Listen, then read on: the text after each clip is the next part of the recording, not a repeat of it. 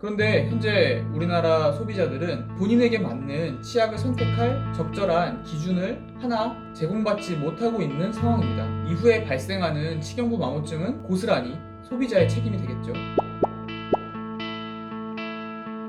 자몽이가 태어났습니다. 새로운 가족이 탄생해서 유튜브 제작이 좀 늦었네요. 오랜만에 인사드리겠습니다. 안녕하세요, 치과의사 주기훈입니다. 우리가 매일 사용하는 치약, 정작 그 치약을 매일 쓰는 우리들은 모르는 정보가 있다는 사실을 알고 계신가요? 오늘의 영상은 소비자가 반드시 알아야 할 정보임에도 불구하고 치약회사에서는 알려주지 않는 것에 대해서 말씀드려 보도록 하겠습니다. 치약회사에서 당신에게 말해주지 않는 것, 이것은 바로 치아 마모도 지수 RDA라고 하는 건데요. 직역하면 상대적 상아질 마모도입니다. 상아질 마모도라는 말에서 알 수 있듯이 치약의 강한 연마제 성분이 치아의 두 번째 껍질인 상아질을 마모시킬 수 있다는 뜻이죠. 상아질을 마모시키는 정도를 상대적인 숫자로 표현한 것이 바로 상아질 마모도 지수 RDA입니다. 치아 마모도 지수가 왜 문제인가? 치경부 마모증이라고 들어보신 적이 있으신가요?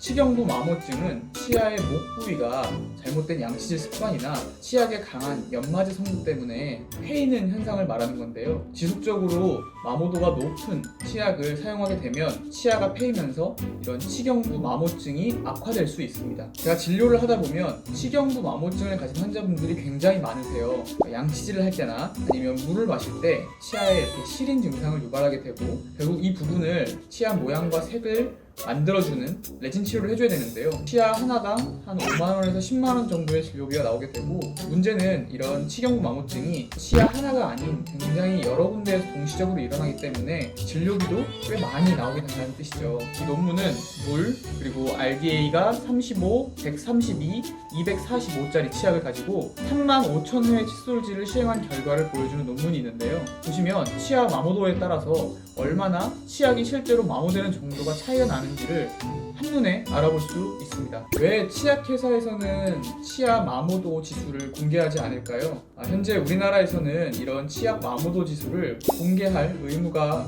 법적으로 정해져 있지 않습니다. 이에 대해서 국회의원 신동근 의원이라는 분이 2018년도 국정감사에서 문제 제기를 한 바가 있습니다. 치경부 마모증으로 치료받은 환자는 최근 3년간 11% 증가했고, 이 진료로 인한 급여 진료비는 무려 1,100억 원이 상승했을 정도로 치경부 마모증 환자가 늘어나고 있는 추세인데요. 이런 치경부 마모증 질환이 치약 연마제 성분의 함량이랑 밀접한 연관관계가 있지만, 아직도 우리나라에는 치약회사가 치아 마모도를 공개할 의무가 없습니다. 예를 들어서 치아랑 잇몸은 튼튼한데 내가 좀 치아의 변색이 심하다, 이런 분들은 강한 마모도를 가진 치약을 써도 상관이 없지만, 치아가 약하고 치경부 마모증을 가지고 있다 라고 하는 분은 치아 마모도가 낮은 치약을 골라서 사용을 해야 되는데요. 그런데 현재 우리나라 소비자들은 본인에게 맞는 치약을 선택할 적절한 기준을 하나 제공받지 못하고 있는 상황입니다. 이후에 발생하는 치경부 마모증은 고스란히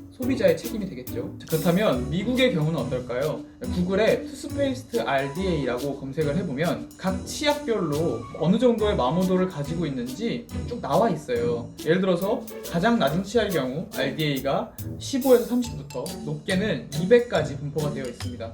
이렇게 치아 마모도 지수를 공개하는 것은 우리나라에서도 빨리 받아들여져서 소비자들이 조금 더 자기의 치약을 선택할 때 얻을 수 있는 정보가 되었으면 좋겠습니다. 우리가 하루에 3번씩 매일 사용하는 이 치약, 모든 정보를 당연히 알아야겠죠. 치약의 마모도 지수 공개가 의무화되기를 바랍니다. 오늘도 여러분께 유익한 정보가 되었기를 바라면서 이상 치과의사 주기훈이었습니다. 감사합니다.